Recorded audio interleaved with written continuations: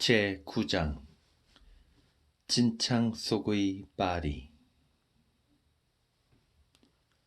레오나르도 다빈치가 그린 모나리자는 루브르 미술관에서도 주요 작품으로 최상급 대우를 받으며 전시되어 있다.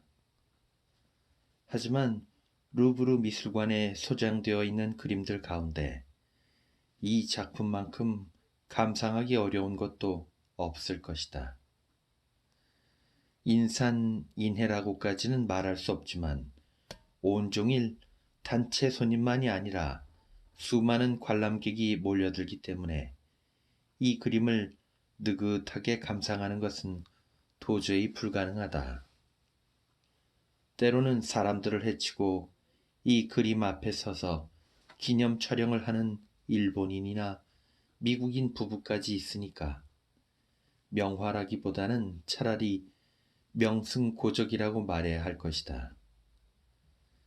다른 전시실을 둘러보다가 저녁에 폐관 시간이 다가와 이제는 사람이 좀 줄었겠지 하고 이 그림이 있는 곳으로 돌아와 보면 제복 차림의 경비원들이 벌써 나타나 두 팔을 벌리고 관람객들을 몰아내기 시작한다. 이래서는 항상 새까맣게 모여든 사람들 뒤편에서 쭈뼛거리며 다빈치가 죽을 때까지 가장 아꼈던, 그래서 늘 곁에 두고 내놓지 않았던 작품에 작별 인사를 보내야 한다. 그런 일을 되풀이하는 동안 나는 항상 새까맣게 모여든 사람들 뒤쪽에서 이 그림을 바라볼 수밖에 없는 것에서 한 가지 장점을 발견하게 되었다. 그 그림 바로 옆에 미소 짓는 여인인 조콘다 부인을 지키거나 모시고 있는 듯이 베네치아의 화가 티치아노가 그린 프랑스와 1세가 걸려 있는데 이 초상화가 모나리자와 한 쌍으로 보였기 때문이다. 새까맣게 모여든 사람들 덕에 그림과 거리를 둔 탓이다. 모나리자에 바싹 다가가서 그 그림만 보았다면 그 옆에 있는 프랑스와 1세는 아무리 티치아노의 작품이라 해도 변변한 눈길 한번 주지 않고 지나쳤을 것이다.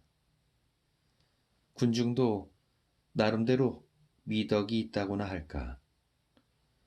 이 두 점의 그림을 배치한 방식은 다빈치와 프랑스와 1세의 개인적 사정과 유럽사의 역사적 전개를 참으로 얄미울 만큼 잘 나타내고 있다. 이제 와서는 프랑스와 1세가 조콘다 부인을 옆에서 모시고 있는 것 같이 보여도 별로 이상하지 않지만 실상은 정반대였다. 다빈치가 만년에 밀라노에서 병든 몸으로 불우한 처지를 한탄하고 있을 때 프랑스와 1세가 구원의 손길을 내밀어 그를 프랑스로 불렀다. 왕이 다빈치를 진심으로 존경한 것도 사실이지만 왕은 어디까지나 왕이고 고용 예술가는 고용 예술가다. 따라서 주인으로 정면에 군림하고 있는 것은 역시 프랑스와 1세고 늙은 다빈치는 그보다 40살이나 나이가 많다고는 하지만 프랑스와 1세의 손님일 뿐이다. 다빈치는 파리 남쪽의 루아르 강변에서 그림을 제작하다가 1519년에 앙부아주 성 근교에서 생애를 마쳤다. 조콘다 부인이 백마를 탄 프랑스와 1세의 시녀로서 미소를 짓고 있는 것처럼 보였다 해도 사실은 전혀 부자연스럽지 않았다.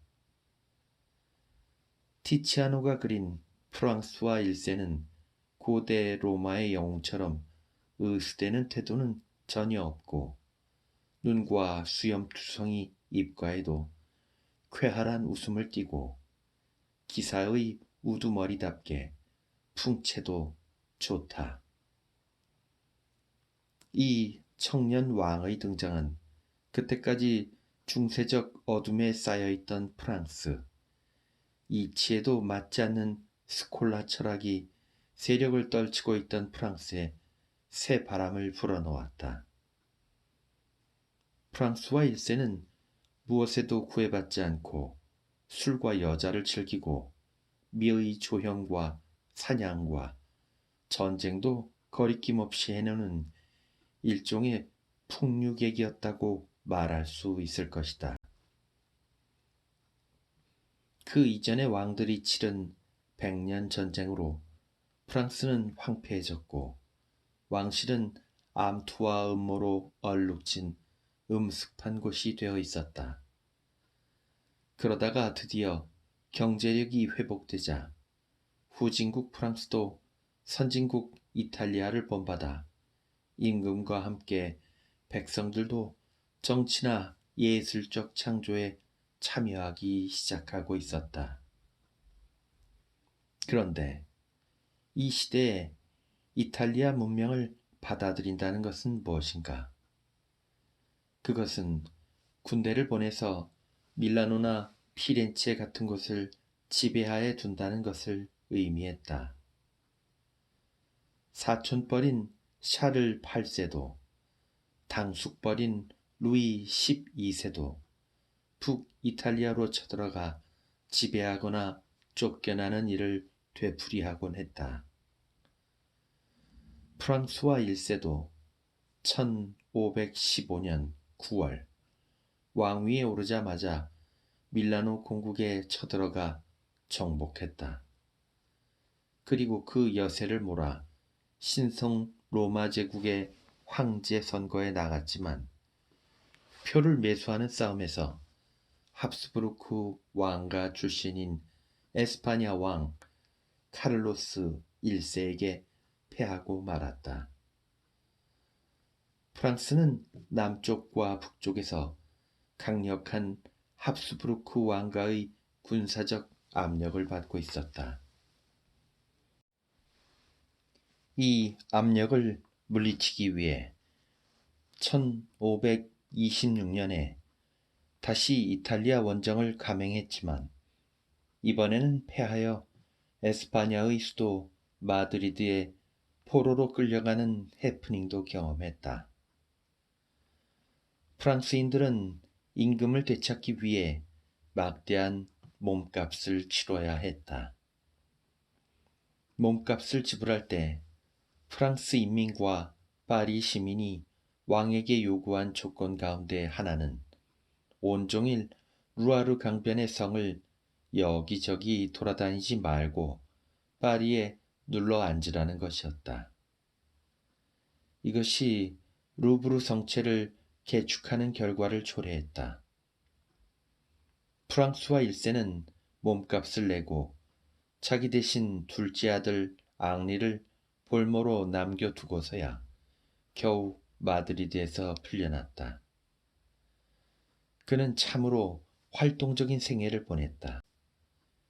에스파냐 왕과 독일 황제가 동일인이고 보면 남쪽의 에스파냐 대책은 동시에 동쪽의 독일에 대한 대책이기도 했다.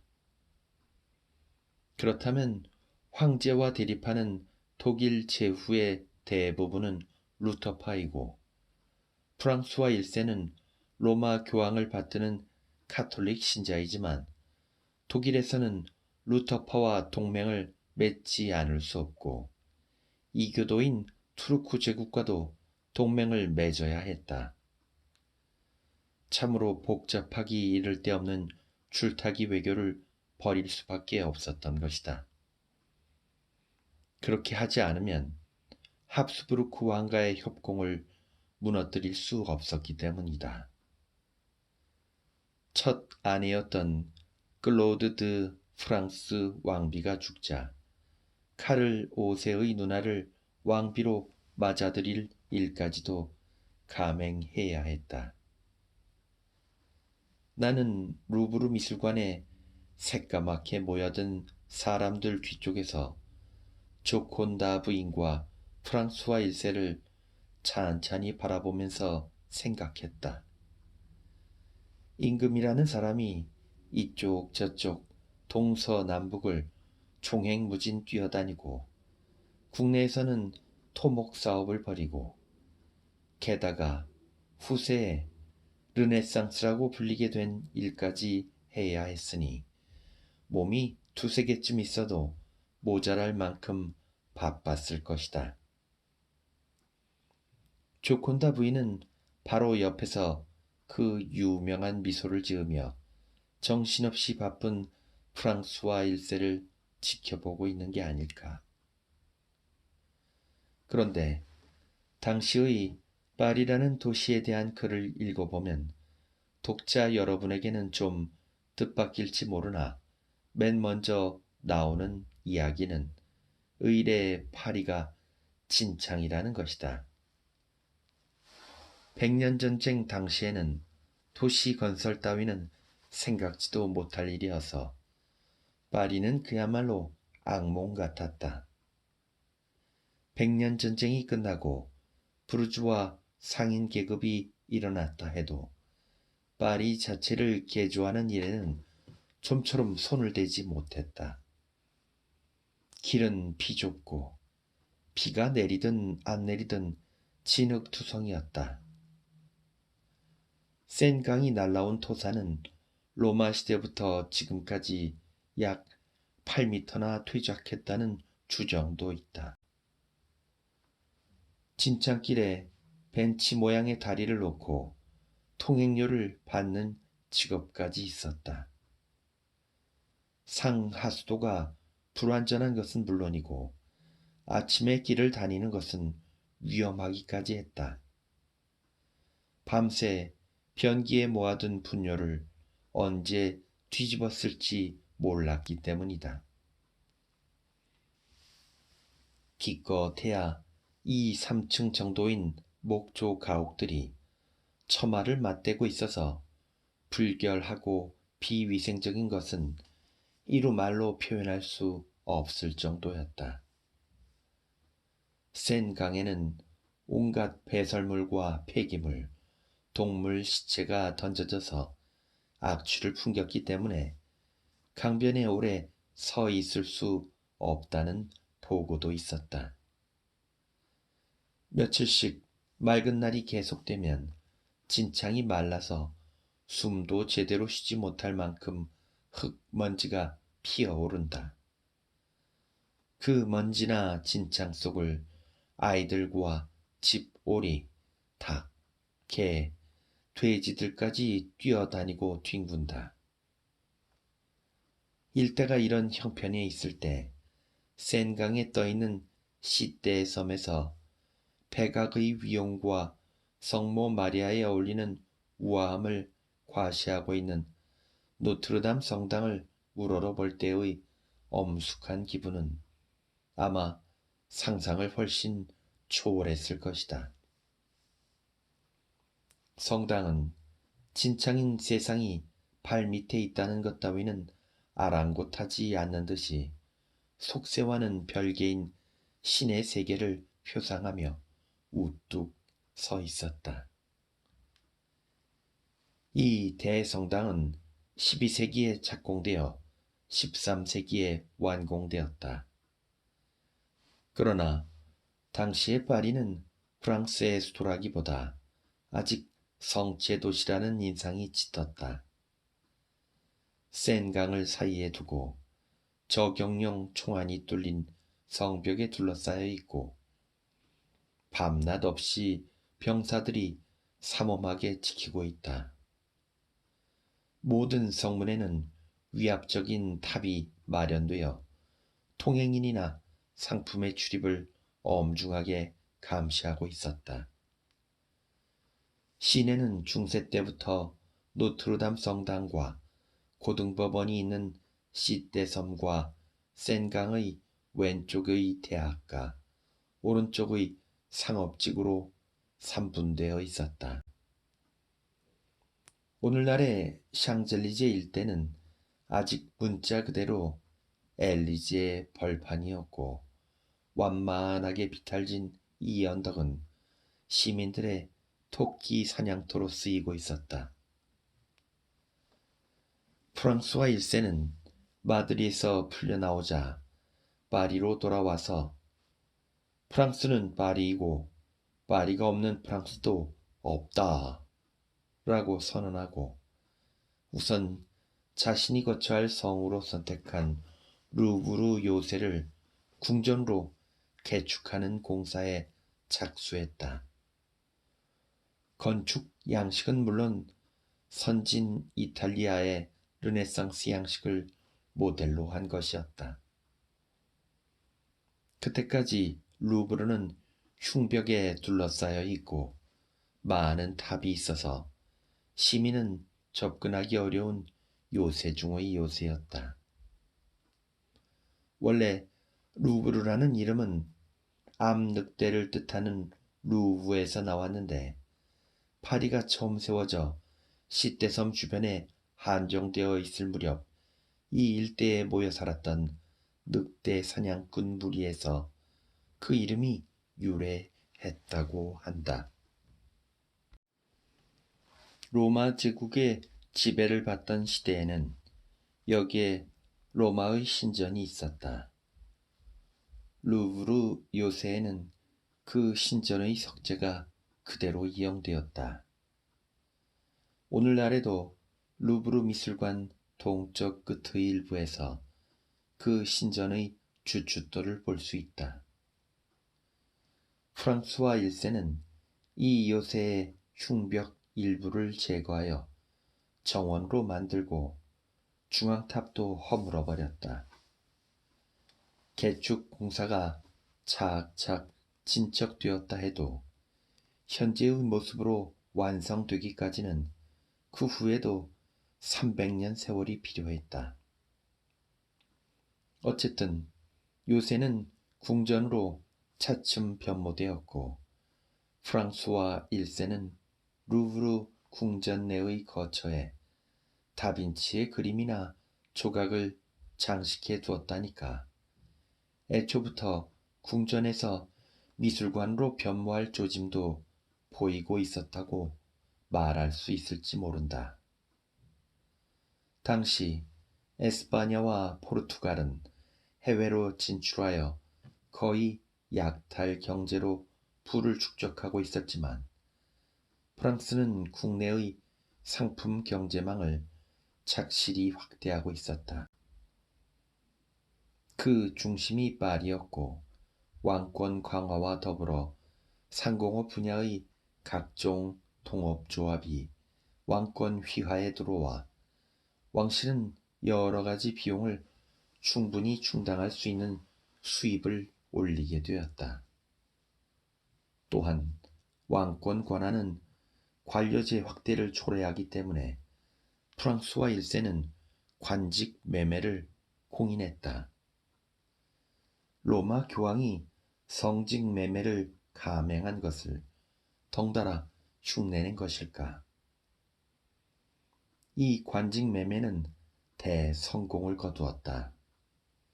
부유한 상인들이 자손을 위해 거의 한 사람도 빠짐없이 여기에 응했고 여기서 신분 제도의 변동이 일어났던 것이다. 상인 귀족이라고 말할 수 있는 신흥 귀족층이 나타나 가문의 오랜 역사 밖에는 내세울 게 없는 구귀족을 대신하여 궁정 내부에도 거점을 마련하기 시작했다. 몽테뉴 집안도 그중 하나였다. 이 무렵의 지도에 따라 파리를 조사하려는 사람은 당시의 지도가 오늘날의 지도와는 반대로 남쪽이 위에 있어서 남북이 거꾸로 뒤집혀 있다는 점에 유의할 필요가 있다. 앞에서 루브르 요새를 궁전으로 개축할 때 이탈리아 르네상스 양식을 모델로 채택했다고 말하면서 르네상스를 괄호로 묶어둔 것은 16세기 당시에는 아무도 르네상스라는 말을 쓰지 않았기 때문이다. 당연한 이야기지만 그리스 로마의 고전 문화는 구태여 되살리거나 부흥시킬 필요가 없었다. 고전이 살기를 그만둔 적은 한 번도 없었기 때문이다. 다만 프랑스와 1세는 파리의 대학 신학부 이외에 왕립교수단이라는 것을 설립하여 고전 연구에 힘쓰게 하고 그리스 로마의 문헌을 수집, 번역, 추석, 강독하는 일을 맡겼다. 게다가 왕은 산책하는 길에 이 교수단에 딸린 인쇄소에 들러 교정쇠를 훑어보기도 했다. 프랑스와 1세는 레오나르도 다빈치 외에 이탈리아 화가들을 초빙하여 파리 남쪽의 봉텐블로의 집단촌까지 마련해 주었다. 서로 싸우다가 분열한 이탈리아에서는 각 도시가 독일이나 프랑스나 에스파냐의 군사 원조를 요청하고 있었다. 프랑스에는 반대파에게 쫓겨난 이탈리아 이민이나 망명자가 넘쳐 흘렀다.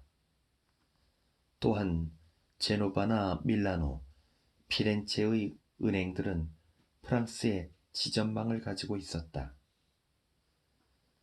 이탈리아에 침입하기 위한 군 자금도 이들 은행이 융자해 주었다. 누적된 채무는 이미 지불불능 상태에 이르러 있었다. 그래서 은행들은 프랑스 왕실에 징세원까지 파견해 놓고 있었다.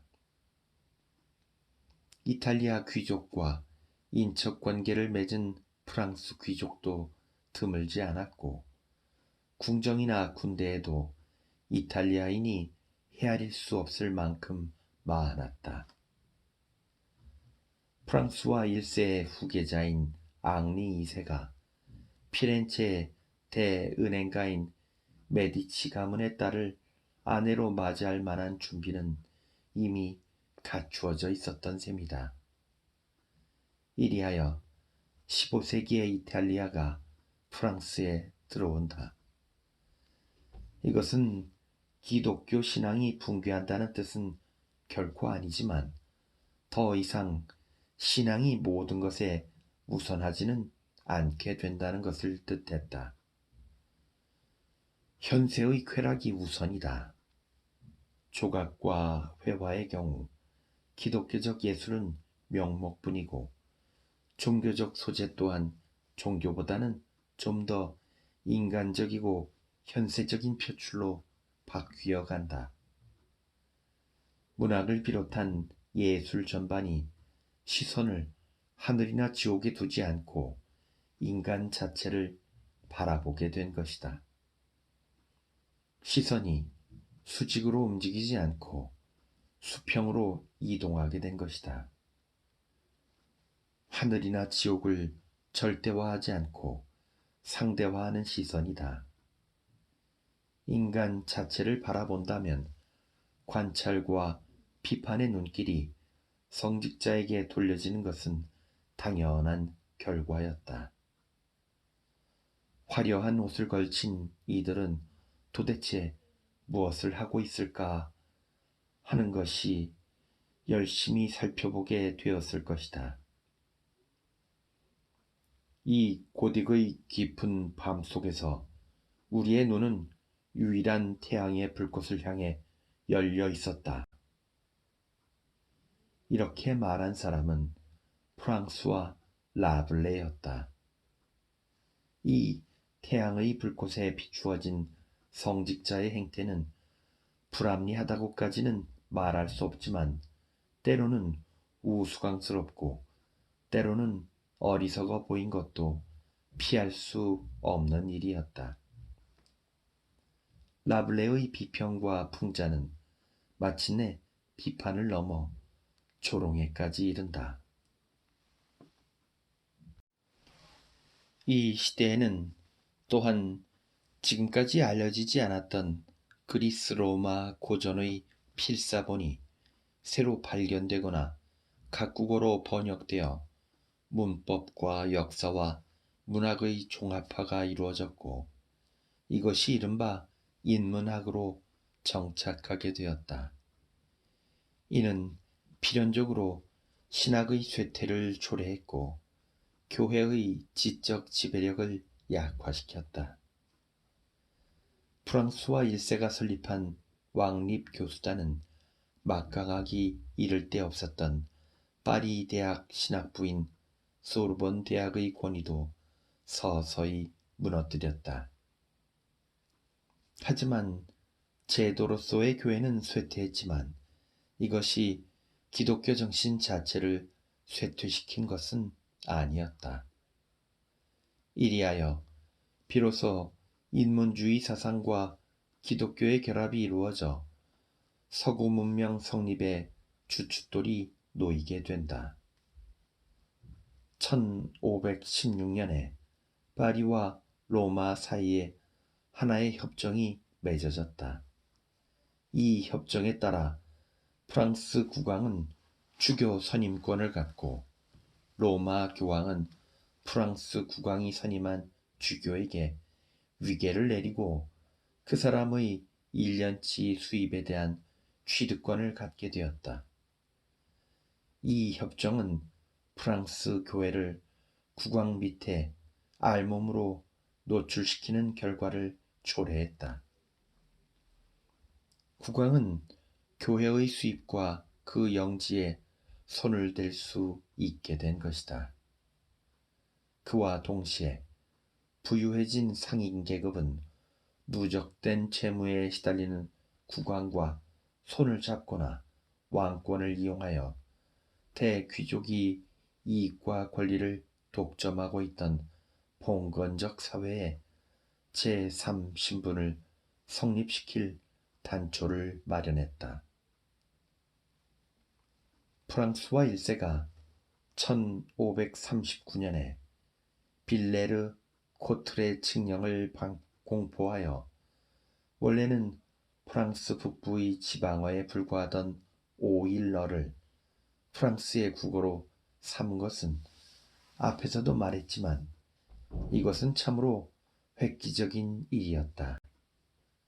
한 나라가 국가의 언어, 즉 국어라는 것을 결정할 권리를 갖는다는 것은 이제까지 아무도 생각지 못한 일이었다. 이에 따라 프랑스 국내의 다른 언어, 즉 부르통어나 오크어나 카탈루냐어 등이 단번에 음지로 쫓겨나고 모든 공문은 오히려 아니 프랑스어로 이루어지게 되었다. 그것은 유럽과 기독교 교회의 보편어이자 공용어였던 라틴어에도 중대한 타격을 주었다. 이로써 라틴어를 모르는 민중이 불이익을 강요당하는 일은 없어졌지만 음유 시인들을 통해 고도의 문학적 성취를 이룬 오크어나 프로방스어, 카탈루냐어의 문화도 괴멸적인 타격을 입었다. 10년 뒤인 1549년에는 조아생 듀 벨레라는 시인이 프랑스어의 옹호와 선양이라는 책을 썼다. 갓 태어나 아직 형태가 갖춰지지 않은 국어를 라틴어를 쓰거나 말하는 엘리트 계층의 공격에서 지키고 각지의 방언이나 수공업자들의 언어에서 타당한 표현을 흡수하여 풍부한 프랑스어를 형성하려 한 것이다. 파리는 정치, 외교, 경제, 종교, 언어 등 인간 생활의 모든 영역에서 마치 소용돌이 치는 듯한 분위기를 자아내고 있었다. 백마를 탄 프랑스와 1세를 그린 티치아노의 조상화를 바라보고 바로 옆에서 이 왕을 모시듯 그 영원한 미소를 짓고 있는 레오나르도 다빈치의 조콘다 조상화를 새까맣게 모여든 사람들 뒤에서 바라보고 있노라면 인간이 하는 일에 대해서는 결국 미소밖에는 대처할 방법이 없는가 하는 이상한 정신의 깊은 골짜기로 떨어지는 듯한 기분을 맛보게 된다.